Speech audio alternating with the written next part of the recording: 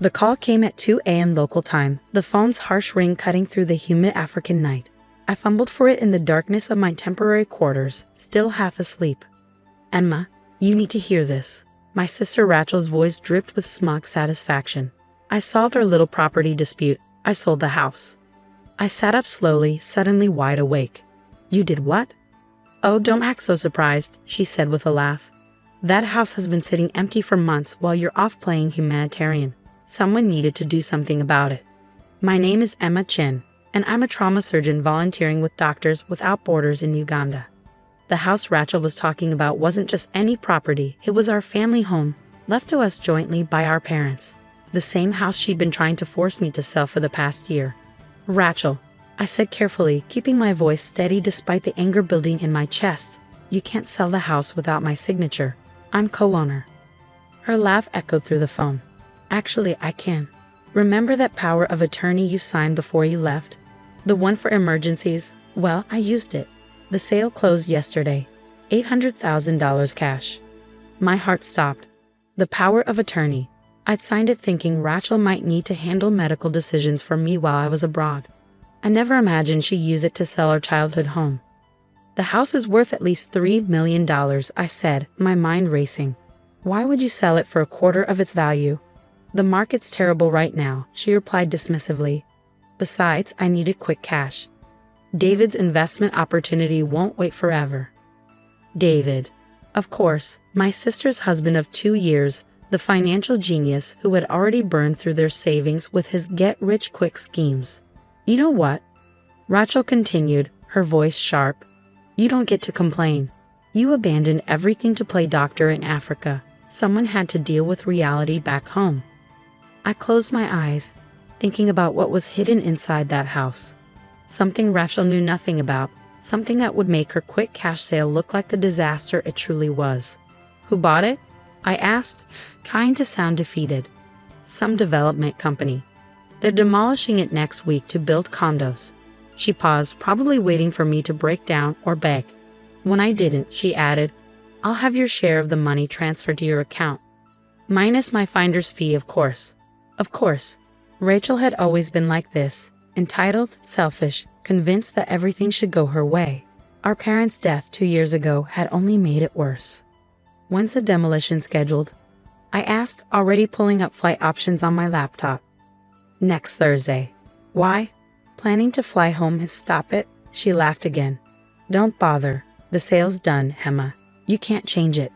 I thought about the hidden room behind the library wall, the one our father had built decades ago, about the safe embedded in its concrete floor and what lay inside it.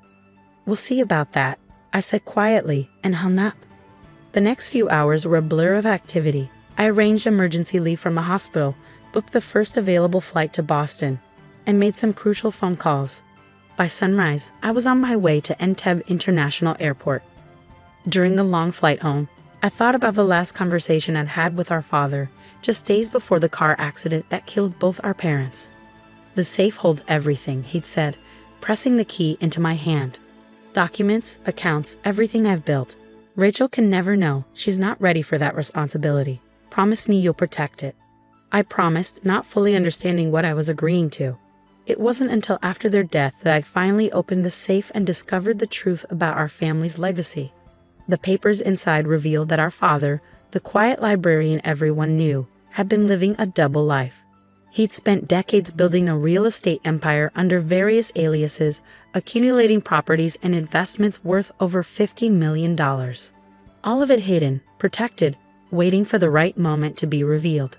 I kept the secret, just as he'd asked. Even when Rachel started pressuring me to sell the house, I'd held firm. The safe and its contents had to be protected. Now, as my plane descended into Boston Logan International Airport, I pulled up the text I'd received from my father's old lawyer, Benjamin Wong. "Documents ready. Meeting set for tomorrow." She won't know what hit her. Rachel thought she'd won.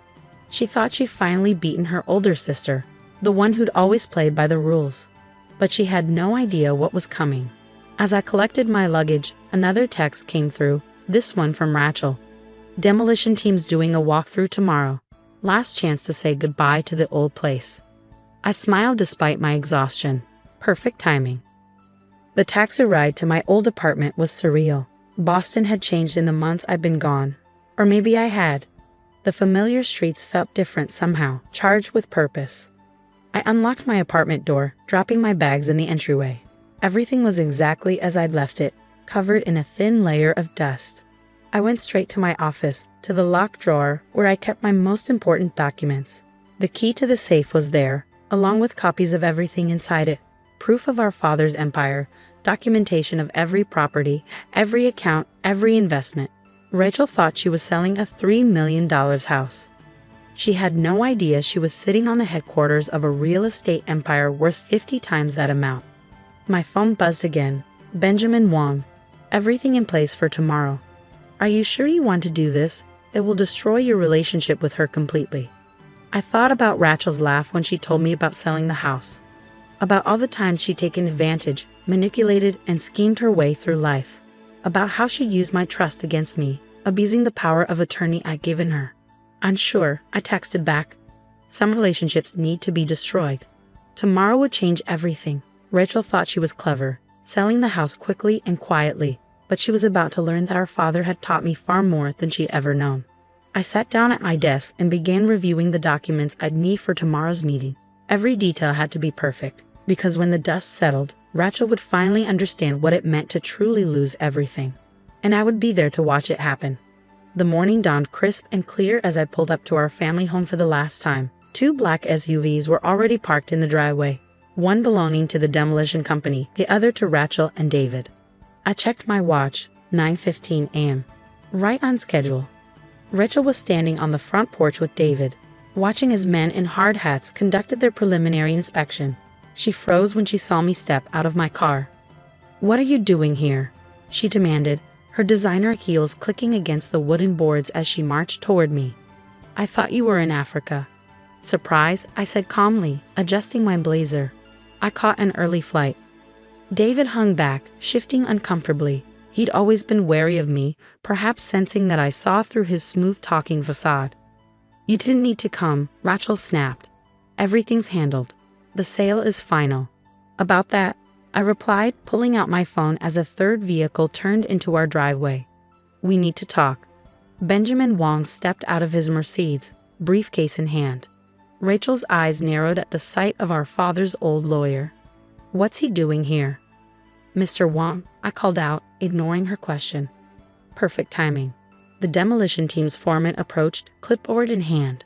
"Mrs. Harrison," he said, addressing Rachel. "We're ready to begin the internal inspection." "Actually," I interrupted, "you'll want to wait on that. There are some ownership issues we need to address first." Rachel laughed, but I caught the nervous edge in it. "There are no issues. I have power of attorney. The sale is legitimate." The power of attorney, Benjamin said, opening his briefcase, was for medical emergencies only. It did not grant you authority to sell jointly owned property. "What?" Rachel's face flushed. "That's not true. I had it reviewed by David's cousin who just passed the bar." I finished for her. "Yes, I'm sure he did a thorough job." The foreman looked between us, clearly sensing trouble. "Should we come back another time?" "No," Rachel said quickly. "Proceed with the inspection. My sister is just being difficult." "Actually," Benjamin interjected, pulling out a document, "I have a court order preventing any demolition or alteration of this property pending investigation of fraudulent sale." Rachel's confidence finally cracked. "Fraudulent? I had every right to sell a $3 million property for $800,000 without consulting your co-owner. I asked quietly to use a medical power of attorney for a real estate transaction to facilitate what appears to be deliberate property value manipulation." David stepped forward, his salesman smile in place. "Look, Emma, if you're unhappy with the price, maybe we can." "This isn't about the price," I cut him off. "This is about what's inside the house." Rachel rolled her eyes, but I caught the flicker of uncertainty in her expression. "Inside, it's empty. We cleared everything out months ago." I turned to Benjamin. "Should we show them?" He nodded, pulling out another document. "Ms. Chen, would you like to do the honors?" I led the group into the house, through the familiar hallways to the library. Rachel's heels echoed on the hardwood floors, her nervous energy palpable. "What is this about, Emma?" she demanded. "If you're trying to stop the sale." "It's too late for that," I said, stopping in front of the bookshelf that had always been our father's favorite. "The sale was void the moment you signed the papers. But that's not why I'm here." I reached for the hidden latch behind Shakespeare's complete works, the one our father had shown me years ago. With a soft click, the entire bookshelf swung forward, revealing the hidden room behind it. Rachel gasped. David swore under his breath. The demolition foreman took an involuntary step back. "What? What is this?" Rachel whispered. "This," I said, stepping into the concrete room, "is our father's real legacy. The one he didn't trust you to know about." I knelt down and opened the safe embedded in the floor, the key turning smoothly in the lock. Inside lay decades of our father's careful planning, property deeds, account statements, corporate documents. Benjamin began laying out papers on the table. "Your father," he explained, "was more than just a librarian. He spent 30 years building one of the largest private real estate portfolios in Massachusetts, all under various aliases, all perfectly legal, all carefully hidden." Rachel stared at the documents, her face pale. "How much?" "The current market value," Benjamin said, "is approximately $50 million. David's eyes went wide. Rachel grabbed the edge of the table for support. "And you," I said to my sister, "just tried to sell the corporate headquarters of this empire for $800,000 to a shell company that, I suspect, is owned by David or one of his associates." David took a step backward, but Benjamin's assistant was already blocking the doorway. "The FBI is very interested in this transaction," I continued, "particularly given David's history of failed investment schemes and the suspicious timing of the sale." Rachel's legs gave out, and she sank into our father's old leather chair. "You knew," she whispered. "You knew all this time." "Dad told me everything before he died," I confirmed. "He made me promise to protect it until the right time." "And you didn't tell me?" Her voice cracked. "Your own sister." I looked at her, really looked at her. The designer clothes, the perfect makeup, the entitled attitude that had defined her entire life. "Dad knew you weren't ready," I said softly. "And he was right. The first chance he got, you tried to sell his life's work for pennies on the dollar." Benjamin cleared his throat. "The FBI agents are waiting outside. They have some questions about the attempted sale and the potential fraud involved." Rachel's head snapped up. "Fraud? But I had power of attorney." "A medical power of attorney," I corrected her. "Using it for real estate transactions is fraud. Selling property significantly below market value to a connected party is fraud. And doing it all without proper authority is definitely fraud." 6 months later, I sat in Benjamin Wong's office, signing the final documents that would restructure our father's empire. Rachel and David were both facing federal fraud charges, their assets frozen pending investigation. "Everything's in order," Benjamin said, sliding the papers into his briefcase. "The foundation is established, and the scholarship fund will launch next month." I nodded, thinking about how our father would have approved. The bulk of his fortune would now fund educational opportunities for underprivileged students, turning his secret empire into a force for good.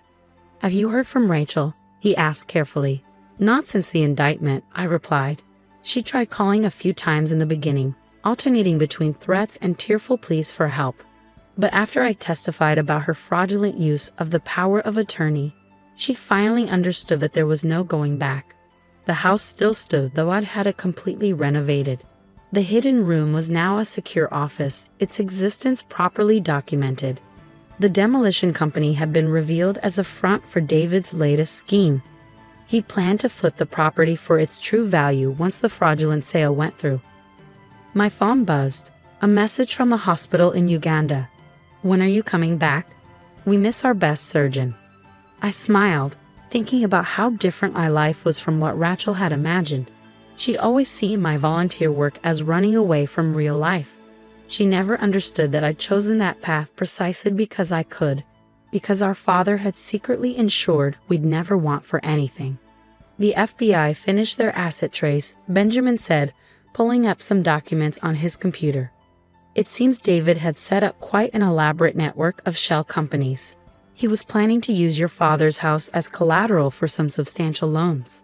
"Let me guess," I said dryly. More investment opportunities? Benjamin nodded. Rachel claimed she didn't know the full extent of his plans.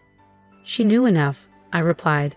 The evidence had been clear: emails, phone records, bank transfers showing she was fully aware of the scheme to defraud me. Standing at the window of Benjamin's office, I looked out over the Boston skyline. Somewhere out there, Rachel was preparing for her court date, probably still believing she was somehow the victim in all this. Your father would be proud, Benjamin said quietly. Not just of how you protected his legacy, but of what you're doing with it. The Scholarship Foundation had already selected its first recipients, bright, ambitious students who reminded me of our father. The quiet ones, the careful planners, the ones who understood that true success wasn't about quick profits or shortcuts. My phone buzzed again, this time an email from the real estate management company. The first round of renovations on our father's properties was complete. What had once been hidden was now being transformed into affordable housing units, community centers, and educational spaces. Do you ever regret it? Benjamin asked, exposing everything. You could have just stopped the sale quietly, kept the secret. I thought about Rachel's laugh during that late-night phone call, her casual dismissal of everything our father had built. No, I said firmly, some secrets need to be revealed. Some lessons need to be learned. Later that evening, as I packed for my return to Uganda, I found an old photo album. In it was a picture of Rachel and me as children, sitting in our father's library, surrounded by the books that had concealed his empire. We were smiling, unaware of the secrets hidden behind those shelves. I closed the album, thinking about how differently things had turned out from what either of us had expected. Rachel had thought she was seizing an opportunity, never imagining she was actually destroying her future. I had become the keeper of our father's legacy, not just protecting his wealth but transforming it into something meaningful. The next morning, as my plane took off for Uganda, I received one final text from Benjamin. Guilty plea entered. Rachel took a deal, 3 years with restitution. I turned off my phone, watching Boston disappear beneath the clouds. 3 years was nothing compared to the lifetime of trust she'd broken. But maybe, just maybe, it would be enough time for her to understand what our father had known all along. That true wealth isn't just about money, and true success isn't built on shortcuts and schemes. As for me, I had patience waiting, lives to save, and a legacy to fulfill. Rachel had tried to sell our father's house for a quick profit, never knowing she was sitting on an empire. But in the end, the house had kept its secrets until the right moment, just as our father had planned. Sometimes, I thought as the plane headed east, the best revenge isn't about destroying someone else's dreams. Sometimes, it's about fulfilling your own, and letting them watch from the sidelines as you build something greater than they could have imagined. The house still stands in Boston, its secrets now transformed into opportunities for others. And somewhere in Uganda, there's a hospital where a surgeon works to save lives, carrying on a different kind of legacy, one that can't be measured in dollars or deeds, but in the lives touched and the changes made. That's the thing about legacy, after all. It's not just about what you leave behind. It's about what you choose to build with what you've been given. And I chose to build something worth more than all the quick profits Rachel had ever dreamed of. That's a revenge that would have made our father proud.